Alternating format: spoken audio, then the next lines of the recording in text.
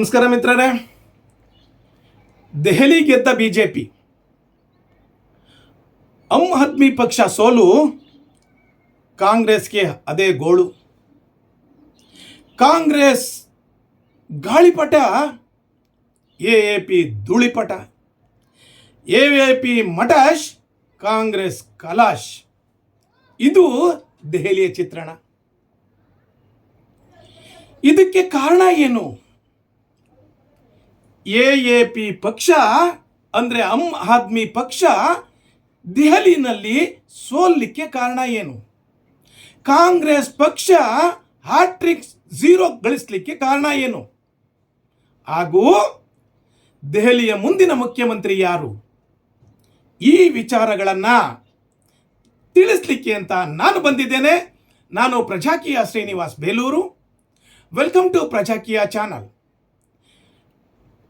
ನೀವು ಇನ್ನೂ ನನ್ನ ಚಾನಲ್ಗೆ ಸಬ್ಸ್ಕ್ರೈಬ್ ಆಗಿಲ್ಲ ಅಂದರೆ ದಯಮಾಡಿ ಸಬ್ಸ್ಕ್ರೈಬ್ ಆಗಿ ಹಾಗೂ ಸಪೋರ್ಟ್ ಮಾಡಿ.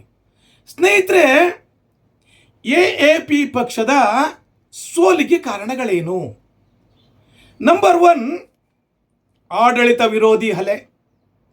ನಂಬರ್ 2, ಇಂಡಿಯಾ ಅಂದರೆ INDIA ಒಕ್ಕೂಟದಲ್ಲಿ ಬಿಕ್ಕಟ್ಟು. ನಂಬರ್ 3, ಭ್ರಷ್ಟಾಚಾರ.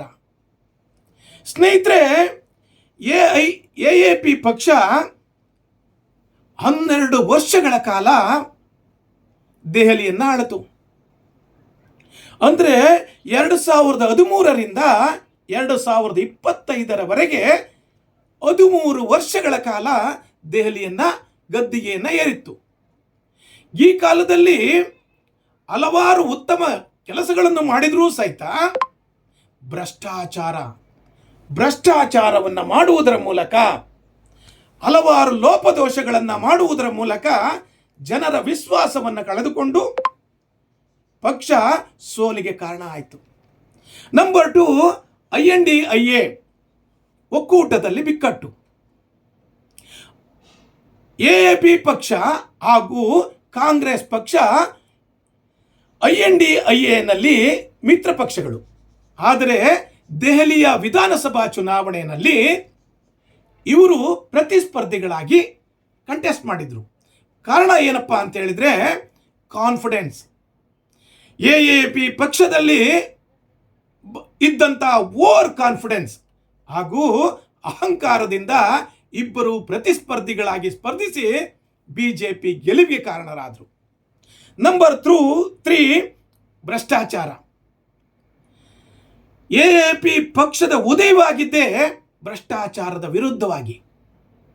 ಆದರೆ ಆಡಳಿತ ನಡೆಸಲು ಮತ್ತು ವೈಭವದ ಜೀವನ ನಡೆಸಲು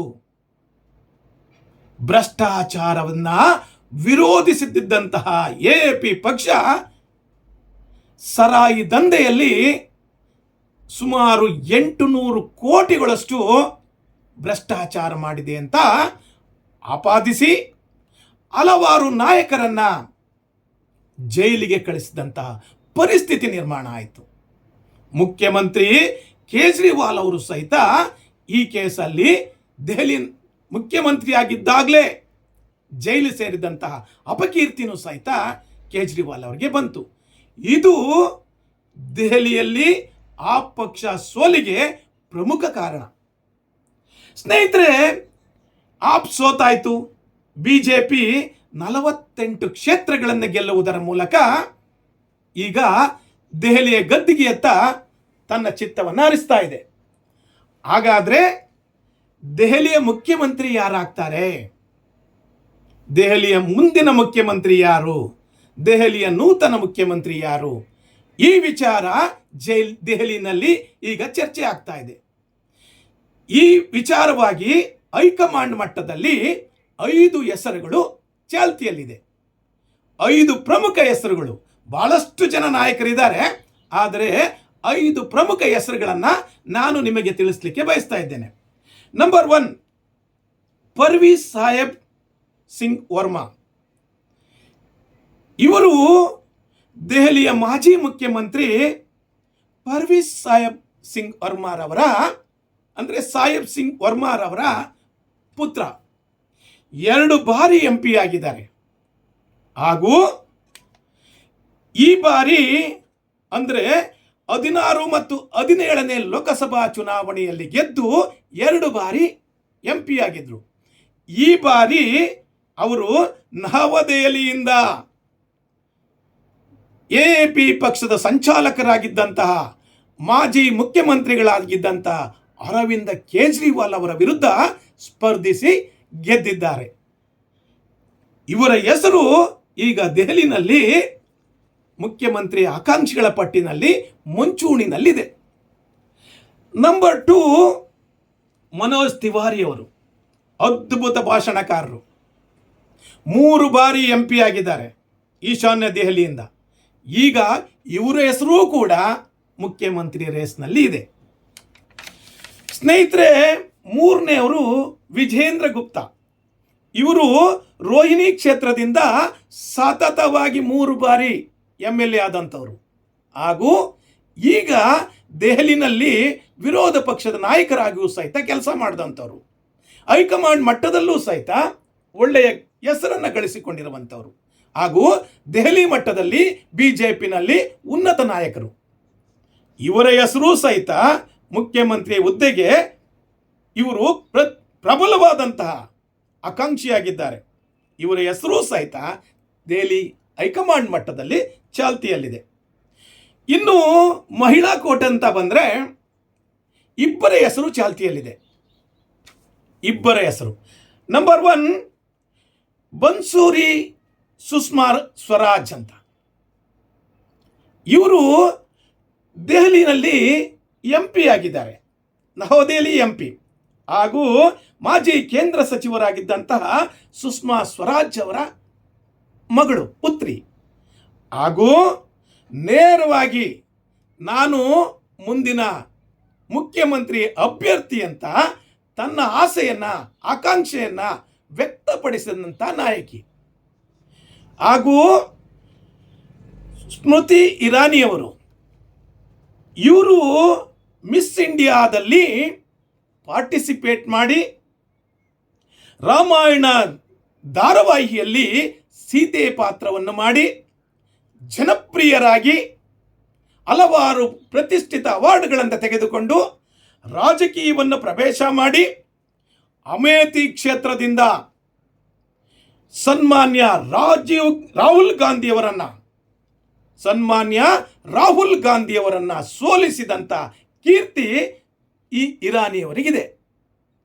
ಹಾಗೂ ಇವರು ಕೇಂದ್ರದಲ್ಲಿ ಬಹಳಷ್ಟು ಕ್ಷೇತ್ರಗಳಲ್ಲಿ ಸಚಿವರಾಗಿ ಕೆಲಸ ಮಾಡಿದ್ದಾರೆ, ಅದರ ಅನುಭವವೂ ಇದೆ. ಹಾಗೂ ಮೂಲತಃ ಇವರು ಹುಟ್ಟಿ ಬೆಳೆದಿದ್ದೇ ಡೆಲ್ಲಿನಲ್ಲಿ. ಹಾಗೂ ಹಲವಾರು ಕೇಂದ್ರ ನಾಯಕರ ಸಂಪರ್ಕದಲ್ಲಿದ್ದಾರೆ. ಅದಕ್ಕಿಂತ ಮುಖ್ಯವಾಗಿ ಪ್ರಧಾನಮಂತ್ರಿ ಮೋದಿಯವರ ಪ್ರೀತಿಗೆ ಪಾತ್ರರಾಗಿದ್ದಾರೆ. ಇವರು ಬಹಳ ದಿನಗಳಿಂದಲೇ ದೆಹಲಿಯಲ್ಲಿ ಸಕ್ರಿಯವಾಗಿ ಕಾರ್ಯಗಳನ್ನು ಮಾಡ್ತಾ ಇದ್ರು, ಸಕ್ರಿಯ ಕಾರ್ಯಕರ್ತೆಯಾಗಿ ಕೆಲಸ ಮಾಡ್ತಾ ಇದ್ರು. ಹಾಗಾಗಿ ಎಲ್ಲರ ಚಿತ್ತ ಈಗ ಸ್ಮೃತಿ ಇರಾನಿಯವರ ಸುತ್ತ. ಸ್ಮೃತಿ ಇರಾನಿಯವರು ಮುಂದಿನ ಮುಖ್ಯಮಂತ್ರಿ ಆಗ್ತಾರಾ? ಇದು ದೆಹಲಿ ಜನದ ಎಲ್ಲರ ಮಾತುಕತೆ. ಹಾಗೂ ಹೈಕಮಾಂಡ್ ಮಟ್ಟದಲ್ಲೂ ಸಹಿತ ಇವರ ಹೆಸರು ಬಹಳಷ್ಟು ಚಾಲ್ತಿಯಲ್ಲಿದೆ. ಇದು ನನ್ನ ಇಂದಿನ ವಿಚಾರ. ಈ ವಿಚಾರ ನಿಮಗೆ ಇಷ್ಟ ಆದರೆ ಲೈಕ್ ಮಾಡಿ, ಹಾಗೂ ದಯಮಾಡಿ ನನ್ನ ಯೂಟ್ಯೂಬ್ ಚಾನಲ್ಗೆ ಸಬ್ಸ್ಕ್ರೈಬ್ ಆಗಿ. ಸ್ನೇಹಿತರೆ, ನಿಮ್ಮ ಅನುಭವ ಮತ್ತು ಅನಿಸಿಕೆಗಳನ್ನು ಕಾಮೆಂಟ್ಸ್ ಮೂಲಕ ತಿಳಿಸಿ. AAPಗೆ ಸೋಲಿಗೆ ಕಾರಣ ಏನು, ಹಾಗೂ ದೆಹಲಿಯ ಮುಂದಿನ ಮುಖ್ಯಮಂತ್ರಿ ಯಾರು ಎಂಬುದನ್ನು ಕಾಮೆಂಟ್ಸ್ ಮೂಲಕ ತಿಳಿಸಿ. ಇದು ನನ್ನ ಇವತ್ತಿನ ವಿಚಾರ. ನನ್ನ ಈ ವಿಡಿಯೋ ನೋಡಿದ್ದಕ್ಕೆ ನಿಮಗೆಲ್ಲರಿಗೂ ಧನ್ಯವಾದಗಳು. Thank you very much.